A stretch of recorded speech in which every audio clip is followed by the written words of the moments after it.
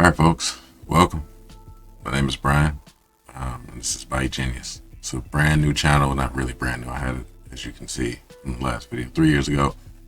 I planned on making videos like this, but life happened, right? But this is to talk about how I went from pretty much retail to being a senior engineer, right? Being in retail, 'cause a lot of people are asking or get surprised when they say, oh, wait, you didn't go to school for this, or you didn't do X, Y, and Z. Like, no, I didn't. I took the different route of self-learning projects, getting those smaller tech jobs, as in like help desk, system admins, things like that. Not that those are small jobs, but getting different jobs to lead up to doing like DevOps engineering, infrastructure engineering, site reliability engineering, stuff like that. And one day I just got tired, man, of going in to retail at my job, and I wanted to do something different. And one of those things that I wanted to do different was change my career path. I was originally going to school to be a doctor of osteopathic medicine and heart surgery, and that's why I'm saying life happened, right? So I had to pivot. I had to drop out of college for a little bit, and I had to figure things out. And I was always the techie guy, I guess you can say, of the family. So that's where I just leaned into. Like, I'm always learning about tech anyway. Why not get to, the nitty gritty pretty much with all of this? And that's pretty much what I did, man. I started off learning, the CompTIA Plus. That was first.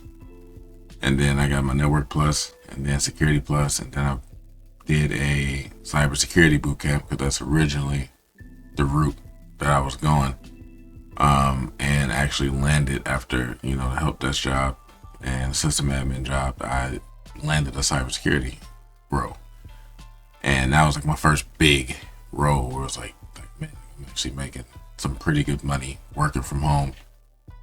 And I'm able to do pretty much what I want. I have more money, right? Didn't have any kids or anything at the time.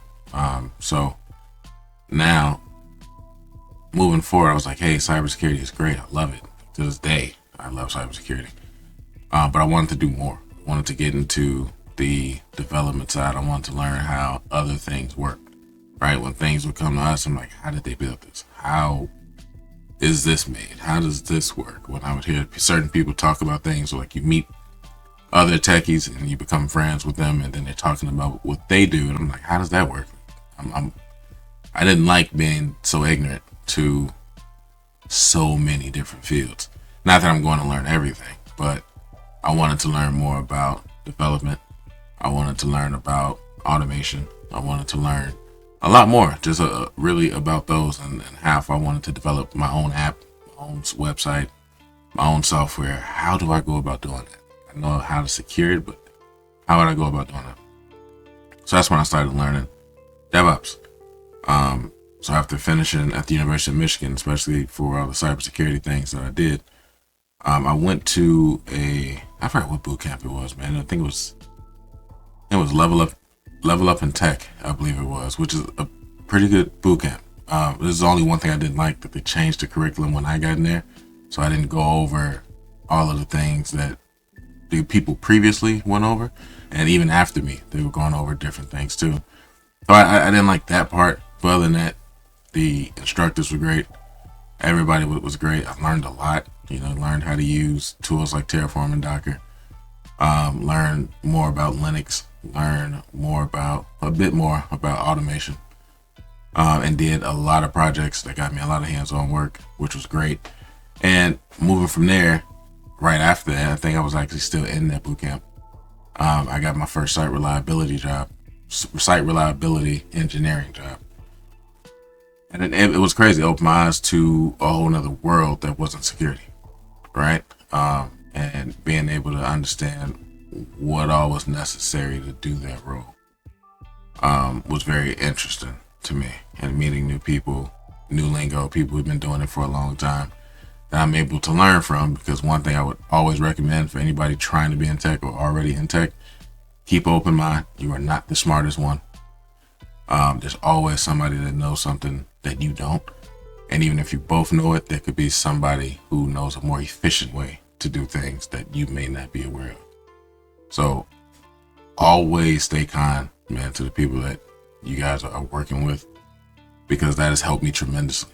Like every place I've ever worked, they always enjoyed my time. I had people just want to hop on a call with me just to talk, because normally I'm always joking around, right? I'm joking around, getting work done, but I'm joking around and having fun, just to make sure everybody else is kind of having fun. Because when you have fun at work, you typically want to go there and you work a little better, right? In my opinion. So after that, worked there for about a year and a half.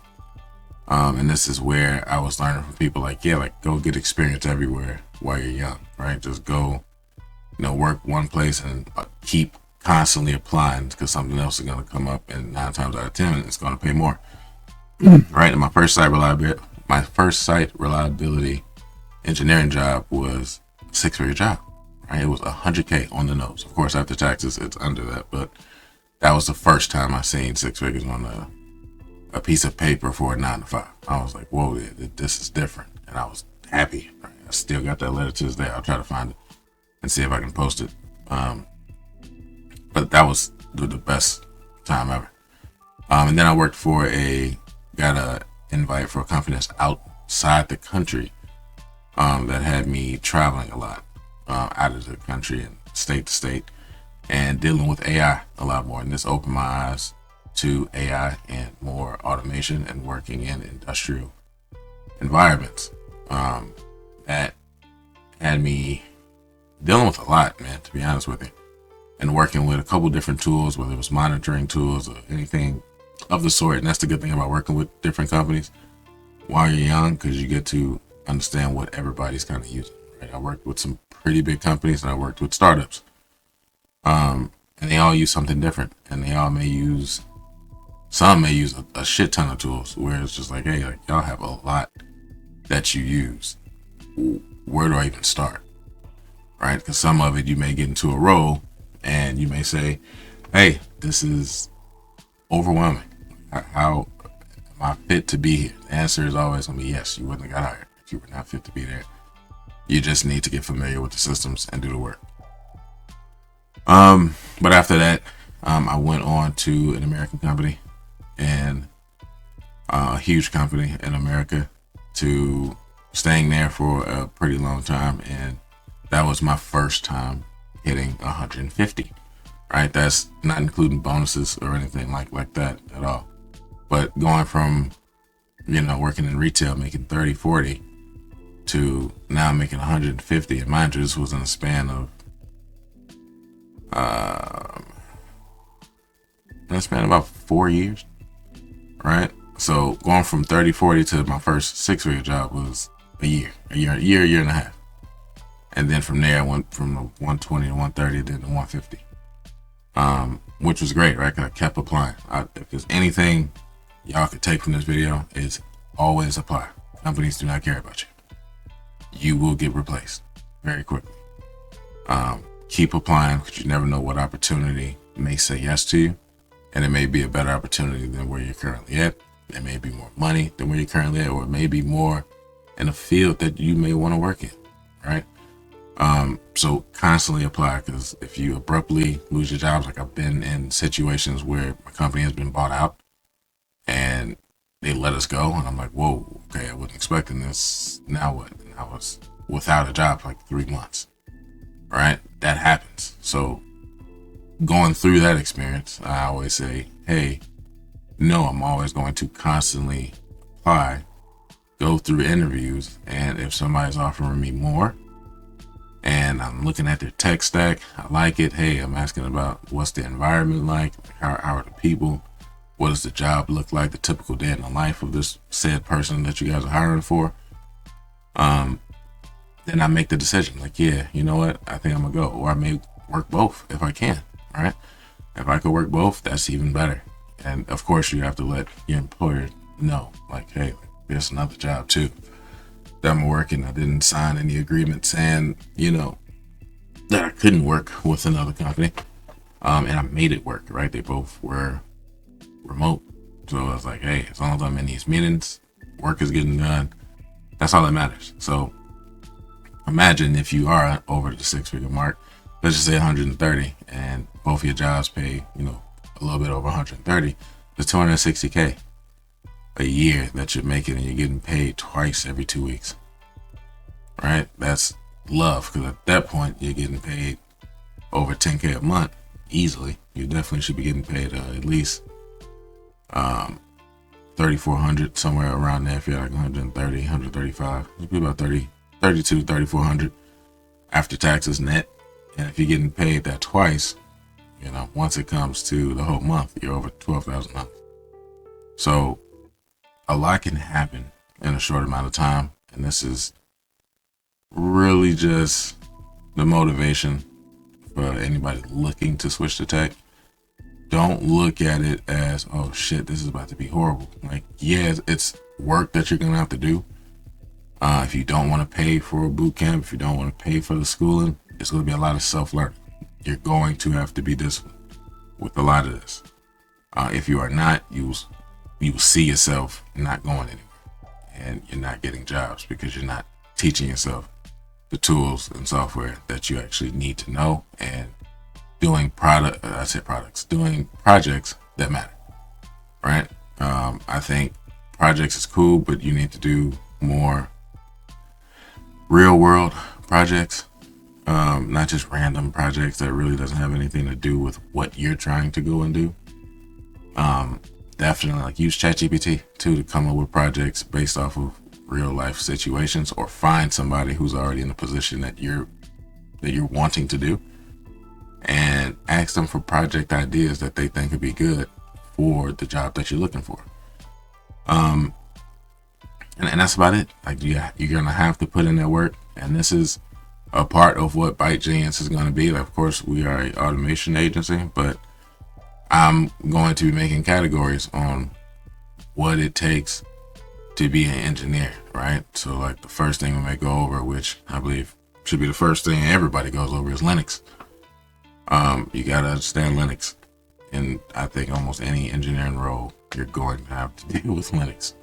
So that would probably be the first series of learning things that matter in Linux that you're probably going to touch a lot. Like, I'm not going over in depth, like hella advanced stuff. I'm going over enough for you guys to be dangerous. And then we'll move over to something else and go over things like Terraform and things like that to teach you to be an automation engineer, or AKA a DevOps engineer, infrastructure engineer, site reliability engineer, and also an AI engineer, right? I dabble in AI as well, and you guys be going along the ride with me to through learning AI even more, and me just posting and keeping a journal. This is essentially what this is a journal, right? So I'm a senior engineer now. I think that senior title is just a title.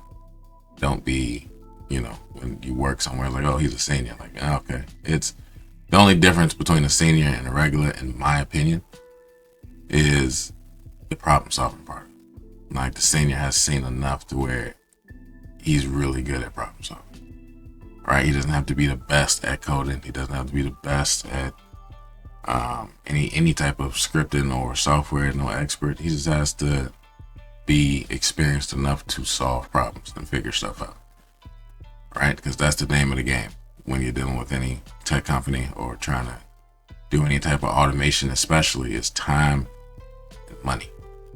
How can I solve this business's pain points of time and money? If you can do that, trust me, people will hire you. But not only that, if you're starting as an entrepreneur, you want to start your own company, people will hire your company if you're saving them time and money and you can show them how, right? But that's it for this. I think I went too long on this video, but this was just to go over,